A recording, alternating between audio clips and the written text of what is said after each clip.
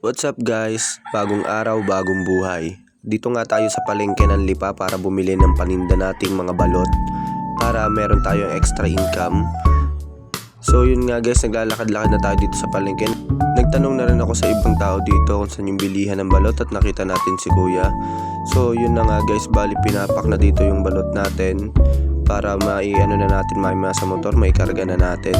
Then yun guys, kung gusto nyo namang isdang fresh, dito lang po kayo sa Lipa, katabi lang ni kuya. Yan po, Nico Aidans balot. Then marami pa po tayong pagpipilian. May penoy, meron tayong itlog ng pugo, meron tayong mga chicharon, then meron din tayong mga suka. Yan, para kompleto na. Binabalot na nga guys dito yung aking balot para may uwi na mamaya. Then yan, nagbayad na ako. Then yung sukle ay binigay na rin sa akin ni kuya. So yun guys, bali bumili pa ako dito ng itlog ng pugo, kalating tray lang. Then yung binigay na nga sa akin. At guys, yun nga pala, pinaalala sa akin kasi munti ka nang malimutan. Then dito pauwi na ako guys kasi medyo hapon na, kaya nandito na ako sa may motor ngayon at in-start na natin para makauwi.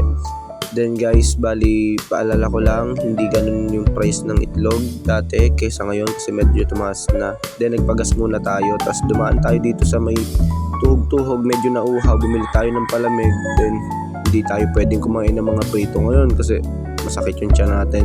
Ito na nga guys, luto na dito yung itlog. Yan, kita nyo yung penoy, nasa ilalim yan, balot.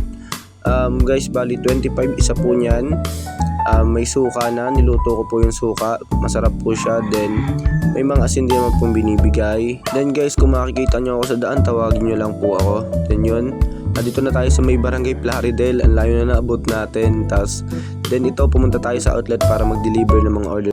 Then yun nga guys, pagkatapos nating magtinda, nakaubos naman tayo. Ito, pumunta na ako sa kambing ko para maiuwi na sila. Then ito, napansin ko nga na buntis yata itong isa kong kambing kasi lumalaki na yung dede niya. So yun lang guys, bye bye.